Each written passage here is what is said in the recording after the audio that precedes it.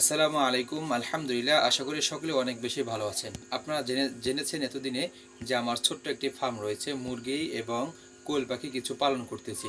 আস্তে আস্তে আমি শুরু করতে চাচ্ছি, যদি এ থেকে ভালো কিছু প্রফিট পাওয়া যায় তাহলে আমি আস্তে আস্তে বড় করব সেই আশা নিয়ে। তো আপনারা জেনেছেন যে আমি একটি ইনকিউবেটর কিনেছি ছোটো আকারে, অল্প কিছু ডিমতে আমি পরীক্ষামূলকভাবে চেষ্টা করতেছি। তো আমি সেই ডিমগুলো আমি বসিয়েছি গত 8 তারিখ, সেই ডিমগুলো জমছে কিনা এবং আমার সেই ডিমের ভিতর থেকে ডিম নষ্ট আছে কিনা সেগুলো আমি চেক করব।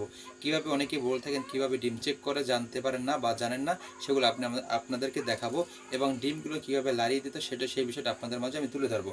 আমি ছোট্ট আকারে শুরু করেছি। আমার এখন বর্তমান ডিমের আর্দ্রতা, ডিমের তাপমাত্রা, আর্দ্রতা খুব মাশাআল্লাহ এখন পর্যন্ত ভালো রয়েছে, কোনো সমস্যা দেখতেছি না এবং আমার পার্সেন্টেজ সব কিছু ঠিক রয়েছে আলহামদুলিল্লাহ। তো যে কথাটা বলতে চেয়েছি যে কীভাবে আপনাদের ডিমগুলো চেক করবে সেই বিষয়টা আপনাদের মাঝে তুলে ধরার চেষ্টা করব। একটু কাছে নিয়ে এসো। প্রথমে আপনার একটা ছোট টর্চলাইট থাকলে ভালো হয় এবং অন্ধকার হলে সব থেকে বেশি বেটার হয়, কারণ আমি তো যেহেতু রাত্র সেহেতু ওভাবে ভালো করে দেখানো যাবে না, কিন্তু আমি তারপর আপনাদের মাঝে তুলে ধরার চেষ্টা করবো। একটি ডিম নেবেন, ডিম নেওয়ার পর একটা লাইট টর্চলাইট দিয়ে আমি মোবাইল দিয়ে দেখাচ্ছি, টর্চলাইট এবং অন্ধকার নিয়ে দেখবেন ভিতরে রক্ত জমছে কিনা। এই মুরগির ডিমটা কিন্তু রক্ত জমছে, দেখো দেখা যায় কিনা, দেখায়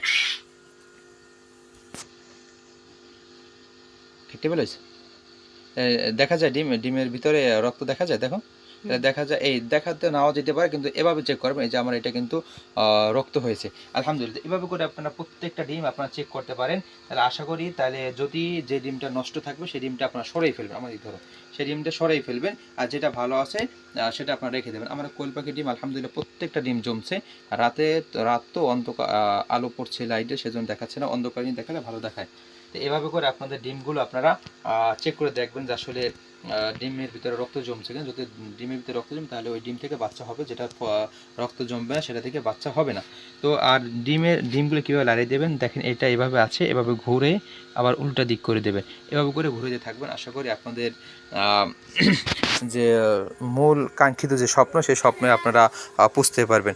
যদি ভিডিওটা ভালো লেগে থাকে এবং উপকার হয়ে থাকেন তাহলে অবশ্যই আমার চ্যানেলটি সাবস্ক্রাইব করে পাশেই থাকবেন।